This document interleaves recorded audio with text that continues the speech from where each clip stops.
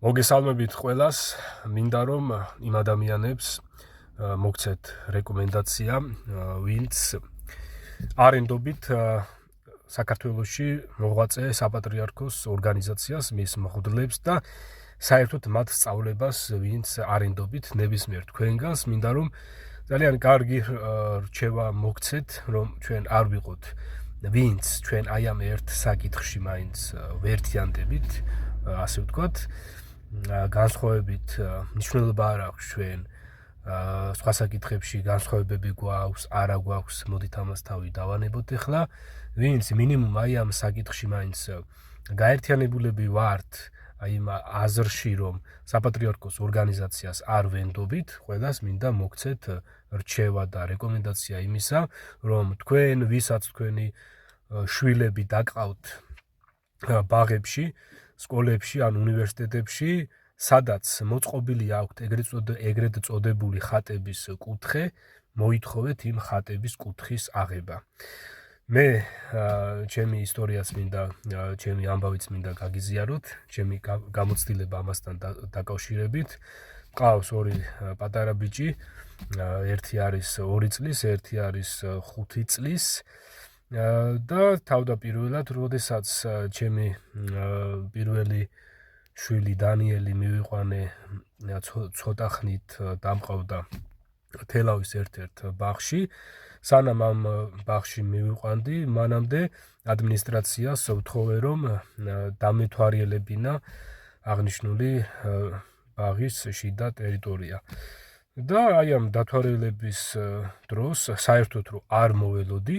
შუა დიდ, ასე ვთქვათ, ოთახში მოწყობილი ჰქონდათ უზარმაზარი რაღაცა ხატების კუთხე, რაც რა თქმა უნდა არ მომეწონა და ამასთან დაკავშირებით გავესაუბრე ადმინისტრაციას. მათ ნორმალურად ავუხსენე, რომ არ ვენდობი საპატრიარქოს ორგანიზაციას და არ მინდა რომ მათი ატრიბუტები იმ ადგილას იყოს, ესე იმ ორგანიზაციაში იყოს გამოფენილი, სადაც ჩემი შვილი მოძრაობს. ამ შემთხვევაში ეს ბაღიც ერთ-ერთი ორგანიზაცია და არ მინდოდა, ესე იგი, ჩემ შვილს ამ რაღაცა ხატებისთვის წამდაუწმეს ეყურებინა და პოტენციური მრევლი გამხდარიყო ამ საპატრიარქოს ორგანიზაციის, იმიტომ რომ პატარა, ესე იგი, ბავშვობიდანვე ადამიანი, რომელიც აი ამ რაღაცა ხატებს უყურებს, რა თქმა უნდა, როცა გაიზრდება და ეს მით უმეტეს, როდესაც აი, ესე იგი,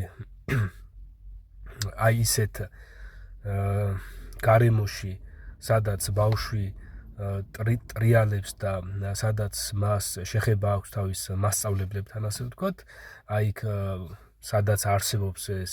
ხატების კუთხეები, რა თქმა უნდა, დიდი გავლენა აქვს ამას ბავშვის ფსიქიკაზეც და ბავშვის წარმოდგენებზეც, რა ასე ვთქვათ. და ამიტომაც არის, რომ თქვენი შვილები მაქსიმალურად მოარიდეთ ამ საპატრიარქოს ორგანიზაციის ატრიბუტებს, თუნდაც ბაღებში, სკოლებში და უნივერსიტეტებში. ყველას გაძლევთ რეკომენდაციას და რჩევას იმისას, რომ ნორმალურად აი ასე,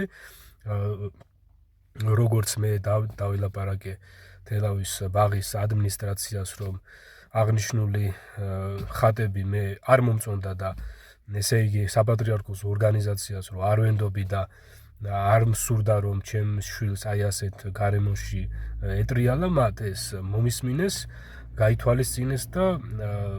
ხატების კუთხე აი იქიდან აიღეს, ასე ვთქვათ და აი ასე დამყავდა ჩემი შვილი აღნიშნულ ბაღში. ერთი რამ მინდა ასევე გითხრათ იმ ადამიანებს, ვისაც აქამდე არ გქონდათ ინფორმაცია ხატების აკრძალვასთან დაკავშირებით. ჯერ კიდევ ღმერთმა მოსე წინასწარმეტყველის პერიოდში, ქრისტეს შობამდე დიდი ხნით ადრე, 10 მცნებაში, მეორე მცნებად თავად ღმერთმავე დაწერა, რომ არ შეიძლება ხატის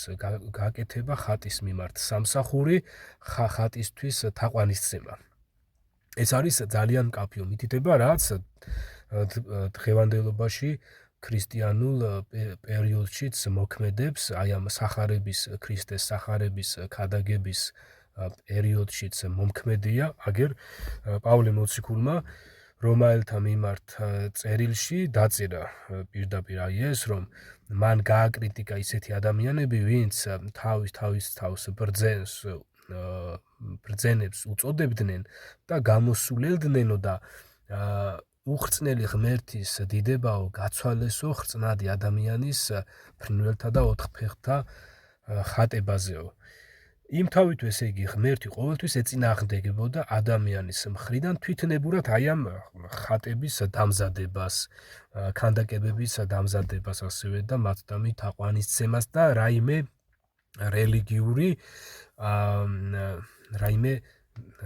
რელიგიური აი ესეთი სტატუსის მინიჭებას. ღმერთი ყოველთვის ეწინააღმდეგებოდა, ღმერთს არასოდეს მოსწონდა ადამიანის მხრიდან თვითნებური რელიგიური გამოვლინებები. არამედ ღმერთი ყოველთვის ადამიანებს მოუწოდებდა და ეხლაც მოუწოდებს აი იქითკენ, რომ ჩვენ ყველაფერში მას უნდა ვუჯერებდეთ და მის გარეშე ჩვენ არ უნდა გვქონდეს რაღაცა თვითნებური რელიგიური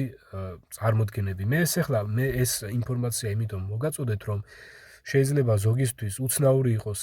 ჩემი ასეთი განცხადება და აი ასეთი მოწოდება, რომ თქვენ ვინცაც თქვენი